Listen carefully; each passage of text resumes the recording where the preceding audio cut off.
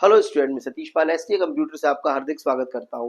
आज हम बात कर रहे हैं पेमेंट वाउचर की और इस वाउचर की जो शॉर्टकट की है वो है F5। अब हम समझते हैं पेमेंट वाउचर होता क्या है। यह एक अकाउंटिंग वाउचर है और इसका यूज कैश और बैंक के थ्रू किए गए पेमेंट्स के ट्रांजेक्शन को रिकॉर्ड करने के लिए किया जाता है। हमने किसी सप्लायर या पार्टी को पेमेंट कैश और बैंक के थ्रू किया है। हमने किसी फिक्स एसेट्स को परचेज करने के लिए उसका पेमेंट कैश और बैंक के थ्रू किया है, या फिर किसी एक्सपेंसेस का पे आउट करने के लिए वो हमने कैश और बैंक के थ्रू किया है, या फिर अपने पर्सनल यूज के लिए बिजनेस से कैश विड्रॉल भी किया है, तो वो भी हमारा पेमेंट वाउचर का ही एक पार्ट है। अब मैं आपको दो एग्जांपल के थ्रू पेमेंट वाउचर को एक्सप्लेन करता हूँ।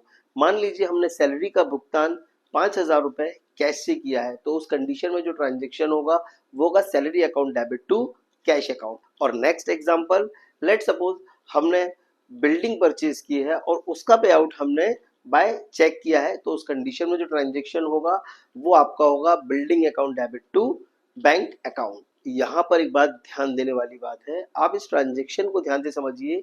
इस ट्रांजेक्शन में कैश और बैंक ऑलवेज आपको क्रेडिट साइड मिलेंगे। आई होप कि आपको ये सेशन समझ आया होगा। नेक्स्ट सेशन में हम रिसीव्ड वाउचर को समझेंगे। Thanks for watching.